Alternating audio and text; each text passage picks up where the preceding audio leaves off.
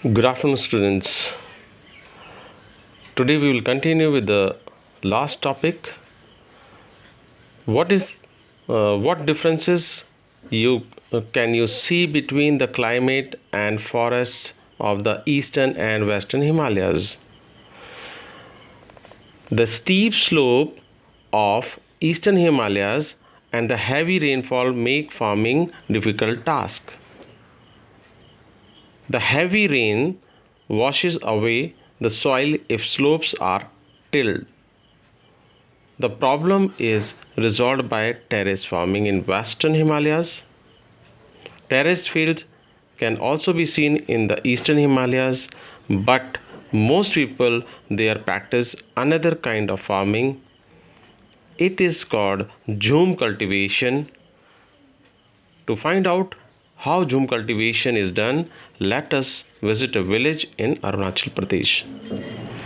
इस पैराग्राफ में आप देखोगे कि बताया गया है कि कैसे ईस्टर्न एंड वेस्टर्न हिमालयज़ यानी पूर्वी और पश्चिमी हिमालयज़ में किस प्रकार से जलवायु और वनों में आपको अंतर नज़र आ रहा है. क्या अंतर नज़र आ रहा है?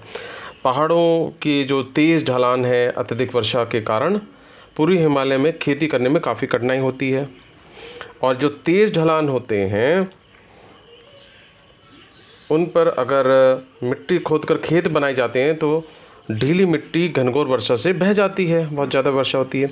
इस समस्या को हल करने के लिए सीढ़ीनुमा खेत बनाए जाते हैं, और यहाँ के बहुत बड़े इलाके में सीढ़ीनुमा खेतों के बजाय एक दूसरी खेती होती है, और इसी खेती को बोलते हैं झूम. झूम खेती कैसे की जाती है, इसी को देखने के लिए हम नेक्स्ट पैराग्राफ में पढ़ेंगे एक विलेज के बारे में. This small habitation in Arunachal Pradesh nestles and flat land atop high mountains. It has about 20 to 30 houses.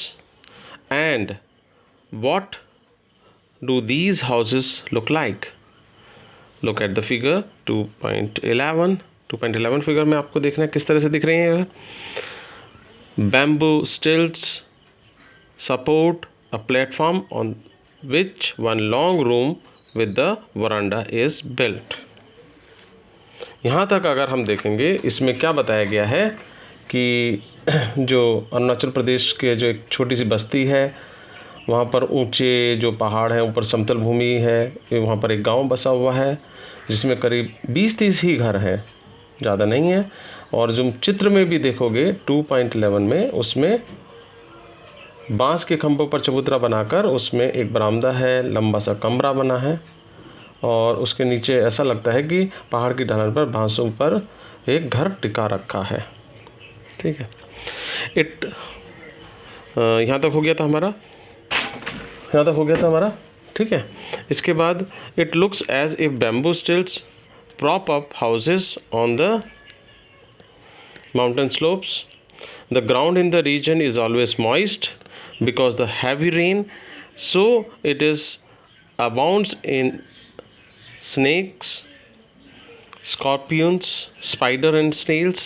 The houses are built on the stilts to keep out these insects and reptiles.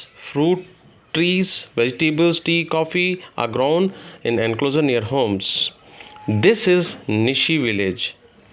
All the the village are related to each other.